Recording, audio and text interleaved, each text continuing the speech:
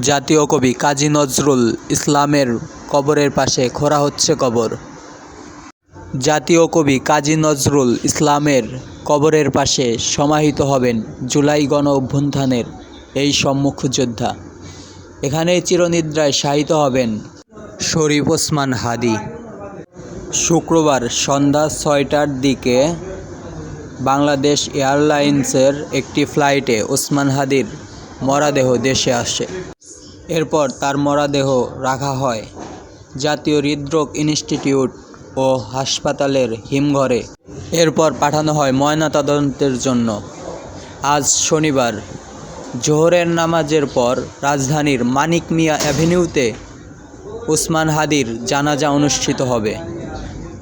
এরপর চিরনিদ্রায় শায়িত হবেন জাতীয় কবি কাজী নজরুল ইসলামের কবরের পাশে। আল্লাহ তাকে শহীদ হিসেবে কবুল করে নিন এবং তার তামাম জীবনের গুনাহখাতা মাফ করে দিন।